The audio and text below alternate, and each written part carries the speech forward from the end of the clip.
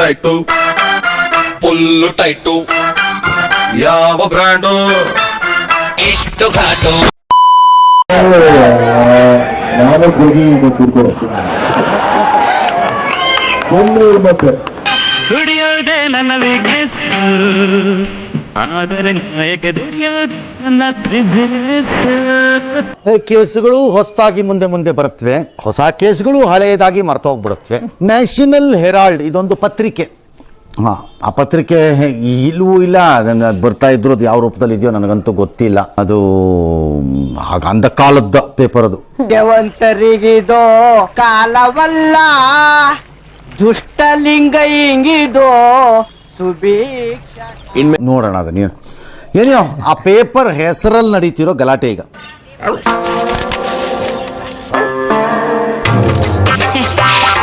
ನೋಡಿ, ನೀವು ಹುಡುಕ್ತಿದ್ದು ಇದಲ್ಲ ತಾನೆ? ಆದರೆ ಈ ಆರೋಪ ಪಟ್ಟಿಯಲ್ಲಿ ಸೋನಿಯಾ ಗಾಂಧಿ ಅವರನ್ನ A1 ಎಂದು, ರಾಹುಲ್ ಗಾಂಧಿ ಅವರನ್ನ A2 ಎಂದು ತೋರಿಸಲಾಗಿದೆ. ಕಲಾವಿದನ ಸಿಕ್ಕಿದ ಮರ್ಯಾದೆ ಇದು.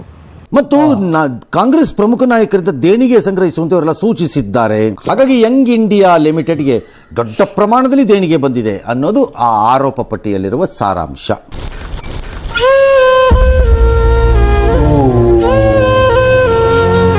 ಸಾಕಾಗಕ್ಕಿಲ್ಲ ಅಂದ್ರೆ ಹೇಳಪ್ಪ, ಹೆಂಗ ವಂಚನ ಆಯ್ತಣ್ಣ.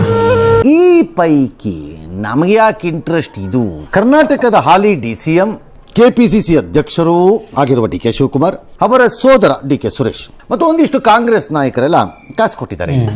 ನೀವೇನ್ ಬಿಡ್ರಿ ಸೌಕಾರ ಮಂದಿ, ಎಲ್ಲ ಒಂದು ತಿಂಗಳಲ್ಲಿ ಬಂದು ಡೆಪಾಸಿಟ್ ಆಗ್ಬಿಟ್ಟಿದೆಯಲ್ಲ ಅಂತ ED ಅವ್ರದ್ದು ವಾದ. ದುಡ್ಡು ತುಂಬಾ ಕೆಟ್ಟದ್ದು ಸರ್. ನಮ್ಮ ಶ್ರಮಕ್ಕೆ ತಕ್ಕಷ್ಟು ತಗೊಂಡ್ರೇನೆ ಆರೋಗ್ಯವಾಗಿರೋದು. ಸುಲಭವಾಗಿ ಸಿಗುತ್ತೆ ಅಂತ ಕೈ ಚಾಚಬಾರದು. ಯಾರೇನ್ ಬಳಕೆ ಮಾಡಿದಾರೋ, ದುರ್ಬಳಕೆ ಮಾಡಿದ್ದಾರೋ, ಯಾರು ಯಾಕೆ ದಾನವನ್ನ ಕೊಟ್ಟರೋ ಬಿಟ್ಟರೋ, ಏನಕ್ಕೆ ಅದನ್ನೆಲ್ಲ ಕೊಡ್ತಾರೋ ಬಿಡ್ತಾರೋ ನಮಗ್ ಗೊತ್ತಿಲ್ವೇ.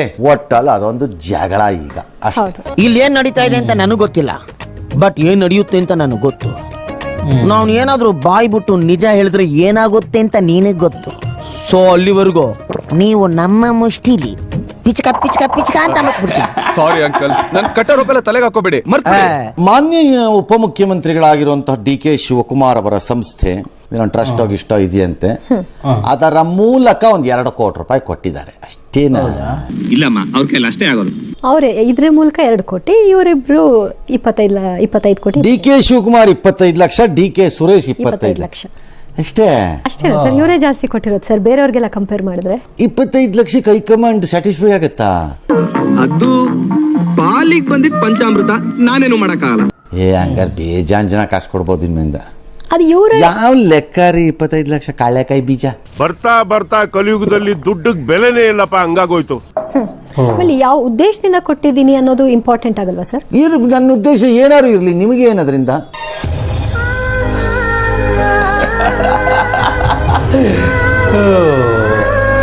ಪಾಪ ಅಳ್ಬೇಕೇನ್ರಿ, ಅಳ್ಬೇಕಾ ಹೇಳ್ರಿ. ಇನ್ನು ಇಡೀ ಚಾರ್ಜ್ ಶೀಟ್ ಬಗ್ಗೆ DK ಬ್ರದರ್ಸ್ ಪ್ರತಿಕ್ರಿಯೆಯನ್ನು ಕೊಟ್ಟಿದ್ದಾರೆ. ನಾವು ಕೊಟ್ಟಿಲ್ಲ ಅಂತ ಎಲ್ಲೂ ಹೇಳ್ತಾ ಇಲ್ಲ, ನಾವು ಕೊಟ್ಟಿರೋ ಅದು ವಿಚಾರ ನಮ್ಮ ಆಸ್ತಿ, ರಾಜಾರೋಷವಾಗಿ ನಾವು ದೇಣಿಗೆ ಕೊಟ್ಟಿದ್ದೀವಿ ಅಂತ ಕೂಡ ಹೇಳಿದ್ರು. CM ಕೂಡ ಯಾಕೆ ಕೊಡಬಾರ್ದು ಅಂತ ಏನಾದ್ರು ಇದೆಯಾ ಅಂತ ಕೇಳಿದ್ರು. ನಾವು ನ್ಯಾಷನಲ್ ಹಾಲ್ಗೆ ನಾನು 25 ಲಕ್ಷ ಕೊಟ್ಟಿದ್ದೀನಿ, ನಮ್ ಟ್ರಸ್ಟ್ ಇದ್ದರೂ ಕೊಟ್ಟಿದ್ದೀವಿ. ನಾವೇನು ಇಲ್ಲ ಅಂತ ನಾವೇನು ಕತ್ ಕೊಟ್ಟಿದೀವ? ರಾಜಾರೋಷವಾಗಿ ನಾವು ಸಂಪಾದನೆ ಮಾಡೋಂಥ ನಮ್ಮ ಆಸ್ತಿಯಿಂದ ನಾವು ಕೊಟ್ಟಿದೀವಪ್ಪ. ವೆರಿ ಸಾರಿ ಬೇಕರ್ ಸರ್, ನೀವೊಬ್ರು ಬೇನಾಮಿ ಅನ್ಕೊಂಡಿದ್ದೆ, ಆದ್ರೆ ನಿಮ್ಮೊಳಗೊಬ್ಬ ಅಂಬಾನಿ ಇದ್ದಾನಂತ ನನ್ಗೆ ಗೊತ್ತೇ ಆಗ್ಲಿಲ್ಲ. ನಮ್ಮ ಟ್ರಸ್ಟಿಂದ ಮತ್ತೊಂದು ಟ್ರಸ್ಟ್ಗೆ ಸುಮಾರು 2-2.5 ಕೋಟಿಯಷ್ಟು ಹಣವನ್ನ ಕೊಟ್ಟಿದ್ದೇವೆ. ನೀವೇನ್ ಬಿಡ್ರಿ ಸೌಕಾರ ಮಂದಿ, ನಾವು ಕೊಟ್ಟಿಲ್ಲ ಅಂತಾನೂ ಹೇಳ್ತಾ ಇಲ್ಲ, ಕೊಟ್ಟಿರೋ ತಪ್ಪು ಅನ್ನೋದ್ರ ಬಗ್ಗೆ ನಮಗೆ ಮಾಹಿತಿನೂ ಇಲ್ಲ. 100% ಡಿಕ್ಲೇರ್ ಮಾಡಿದ್ದೀವಿ ಬುಕ್ಸ್ ಆಫ್ ಅಕೌಂಟ್ಸ್ ಅಲ್ಲಿ. ಮತ್ತೆ ಈ ದೇಣಿಗೆ ಕೊಡೋದು ತಪ್ಪ?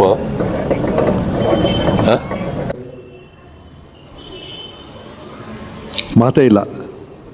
ಕೇಳ್ಬೇಕಪ್ಪ ರೇ, ಇದೇನು ಸ್ವಂತ ದುಡ್ಡೇನ್ರಿ? ಬೆವ್ರು ಸುರಿಸ್ಬಿಟ್ಟು ದುಡಿದ್ರೇನ್ರಿ? ಯಾವ ಮಾರ್ಕೆಟ್ಗೆ ಹೋಗಿದ್ರಿ, ಮುಟ್ಟೆ ಎತ್ತದ್ರೇನ್ರಿ ಅಂತ ಕೇಳ್ಬೇಕು. ನಮಗೆ ಬೇಕಾದ ಪ್ರಶ್ನೆಗಳನ್ನು ಕೇಳಬಹುದು. ಕೇಳುವುದಕ್ಕೂ ಸಮಯವಲ್ಲ. ಕೇಳ್ಬೇಕಪ್ಪ, ಏನ್ ಬಿಸ್ನೆಸ್ ಯಾವ್ದು ನಿಮ್ದು ಅಂತ ಕೇಳ್ಬೇಕಪ್ಪ. BB group. ತುಂಬಾ ದೊಡ್ಡ ಕಂಪನಿ ಇರ್ಬೇಕು. ಯಾ ದೇವ್ರ ಆಶೀರ್ವಾದ ಜನರ ಅನ್ಕಂಪ ತಕ್ಕ ಮಟ್ಟಿಗಿದೆ. ಇದು ರಾಜಕೀಯ ಪಿತೂರಿ ಅಂತ ಸುರೇಶ್ ಅವ್ರು ಹೇಳ್ತಾರೆ ಸರ್. ಈಗ ಕೊಟ್ಟಿದ್ದೀನಿ ಯಾರು ಅಂತ ರಾಜಕೀಯವಾಗಿ ಯಾರು ಯಾವ್ದನ್ನ ಬೇಕಾದ್ರೂ ಬಳಸ್ಕೊತಾರೆ. ನೀವು ಮಾಡ್ತಿರೋದೆಲ್ಲ ರಾಜಕೀಯ ಪಿತೂರಿ ಅಲ್ವಾ? ಹಂಗಾರೆ ಸುರೇಶ್ ಮಾಡ್ತಿರೋದು ನೀವು ಕೇಳಬಾರದು, ನಾವು ಹೇಳಬಾರದು. ಏನ್ ನೀವು ಮಾಡ್ತಿದ್ರ ಸತ್ಯ ಹರಿಶ್ಚಂದ್ರ ಮೊಮ್ಮಗನ ಕೆಲಸನ? ಹಂಗಾರೆ ಬೇಡ ಅಂದೆ. ನಿಮ್ದು ಯಾವ್ದು ರಾಜಕೀಯ ಪಿತೂರಿನೇ ಇಲ್ವಾ?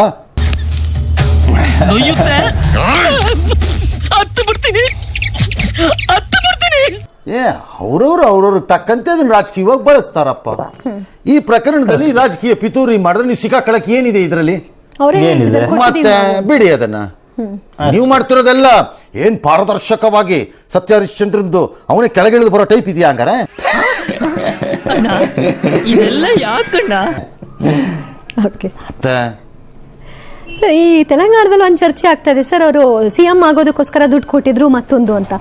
ಇದು ಸಿಎಂ ಆಗಕ್ಕೋಸ್ಕರ ದುಡ್ಡು ಕೊಡೋದೇ ಆಗಿದ್ರೆ ಅದು 25 ಲಕ್ಷಕ್ಕೆ ಸಿಕ್ಕೋದಾದ್ರೆ ನಾನೊಂದು ಮುಂದಿನ 100 ವರ್ಷಕ್ಕೆ ಅಡ್ವಾನ್ಸ್ ಕೊಡ್ತೀನಿ, ಬನ್ರಪ್ಪ.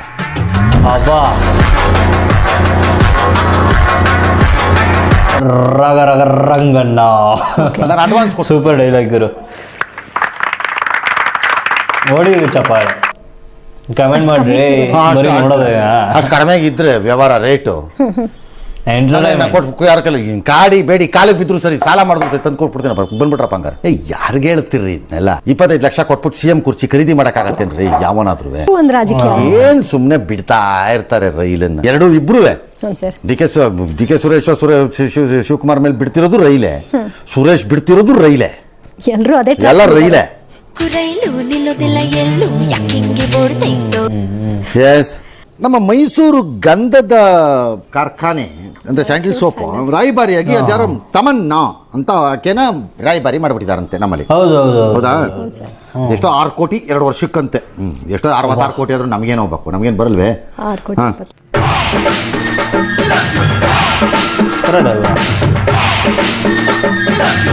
ಲಕ್ಷ. ಅದಕ್ಕೀಗ MB ಪಾಟೀಲ್ ಸಮರ್ಥನೆ. ಕನ್ನಡದವರೆಲ್ಲ ಗಲಾಟೆ, ರೈ ಕನ್ನಡದಲ್ಲಿ ಯಾರು ಇರಲಿಲ್ವೇನ್ರಿ ನಿಮಗೆ ಅಂತ. ಅದಕ್ಕೆ ಅವರು ಹಂಗಲ್ಲ, ನಂಗೆ ಕನ್ನಡ ಕಂಡ್ರೆ ಭಾಳ ಇಷ್ಟ ಅಂತ. ಅದು ಎಲ್ಲ standard statement, Bollywood level competition, ಅದು ಸ್ಟ್ಯಾಂಡರ್ಡ್ ಸ್ಟೇಟ್ಮೆಂಟು. ಬಟ್ ಇದು ಬಿಸ್ನೆಸ್ಗೋಸ್ಕರ ಮಾಡಿರೋದು ನಾವು. ಪ್ಲಾನು, ಕನ್ಸಲ್ಟೇಷನ್ನು, ಡಾಶು ಅಂತ ಬಿಟ್ಟಿದ್ದಾರೆ ಅವರು. ಈಗ ತಮನ್ನ ಹಾಕೊಂಡ್ಬಿಟ್ಟ ತಕ್ಷಣ ನೀವು ಏನು ಸೇಲ್ಸ್ ಹಂಗೆ ಕಿತ್ಕೊಂಡು ಹೋಗ್ಬಿಡುತ್ತೆ ಹಿಮಾಲಯ ಕಡೆಗೆ ಅಂತೇಳಿ. ಹಂಗೇನಿಲ್ಲ, ಅದು ಬ್ಯಾಡ್ರಿ. ಸುಮ್ಮನೆ ನನಗೊಂದು ಒಳ್ಳೆ ಐಡಿಯಾ ಇದೆ ಕಣ್ರಿ. ಯಾವ್ದು ಸರ್? ನಮ್ಮ ಮೈಸೂರು ಸ್ಯಾಂಡಲ್ ಸೋಪ್ಗೆ, ಮೆನ್ಸ್ ಸೋಪ್ಗೆ, ಗಂಡಸರದಕ್ಕೆ DK ಶಿವಕುಮಾರ್ ಸಿದ್ದರಾಮಯ್ಯನೇ ಬ್ರ್ಯಾಂಡ್ ಅಂಬಾಸಿಡರ್ ಮಾಡಬಹುದು ಅಂತ ನನ್ನ ವಾದ. ಅಮ್ಮ, ನಿಮ್ ಕಾಲದ ಫ್ಲಾಶ್ ಬ್ಯಾಕ್ ಬೆರಳನ್ನೇ ನೋಡಿ ಖುಷಿ ಸ್ವಲ್ಪ ಬೆನ್ನಿಸ್ತೀಯಾ? ಚಲ್ವಯ್ಯ ಚಲ್ವೋ ತಾನಿ ತಂದನ್ನ ಚಿನ್ಮಯ ರೂಪೇ